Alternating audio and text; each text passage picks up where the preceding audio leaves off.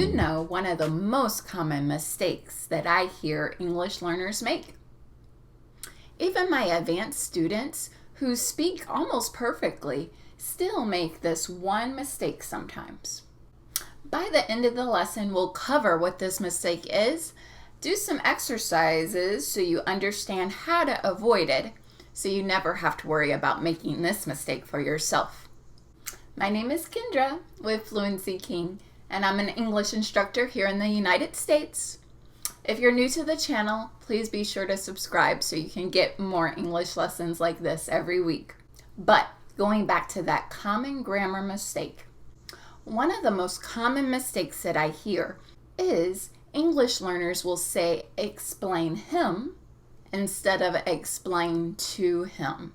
Many verbs related to talking and to communicating between people requires the preposition to in between the verb and the next word.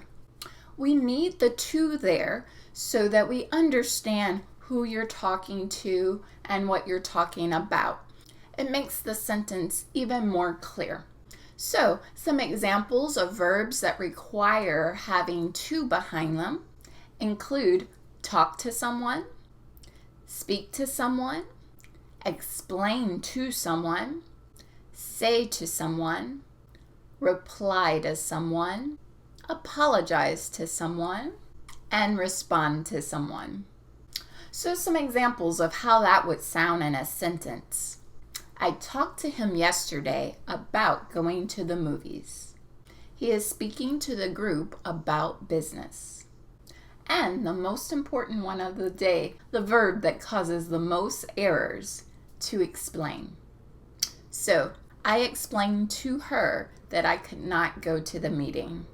I don't know why explain trips some people up, but we want to make sure every time we say the verb to explain that we're using to describe who we're explaining something to. But naturally, in English, there are always exceptions, right? So there are some communication verbs that do not use to after them. You can remember these words with the acronym.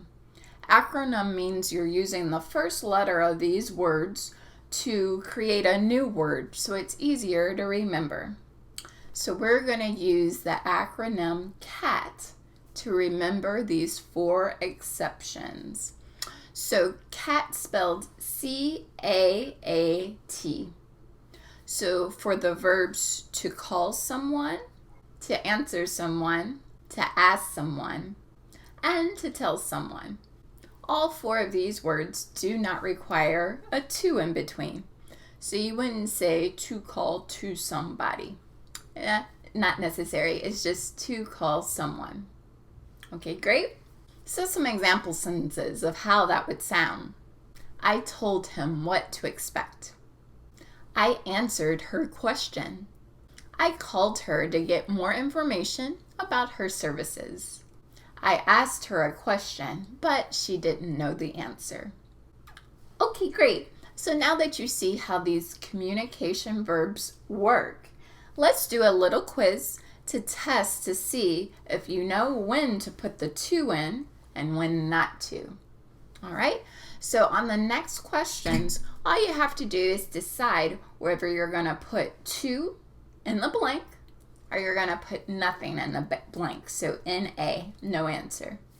First one, I still need to talk her about this issue. In this case, would you put to or N-A? In this case, you would put to. I still need to talk to her about this issue. Next one, be sure to tell him when you see him. Do you need a to or an N-A here? This will be N-A, no answer needed. Be sure to tell him when you see him. Next one, the teacher spoke her students about doing all of their homework. To or N-A? That would be to. The teacher spoke to her students about doing all their homework. Next one. I will explain it. you tomorrow at the meeting. Would you use a to or nothing there? That would be a to. I will explain it to you tomorrow at the meeting. Okay, and our last one. Our manager will respond you by the end of the day. Would it be to or na? It'll be to here.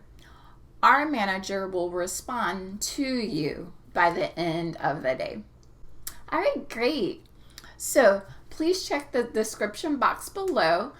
You can check out the blog post that has even more questions so you can keep practicing this grammar topic so you can make sure that you never make this common mistake.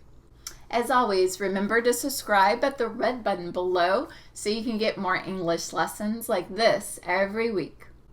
And leave me a comment below. Let me know what you'd like to see in our next English lesson. I'm here to help you with your English journey, and I'm going to be making the videos anyway. So if there's some topic you want me to discuss, I'll be happy to do that. Just let me know in the comments below. But that's everything for this lesson. Thanks so much for watching, and I'll see you in the next lesson.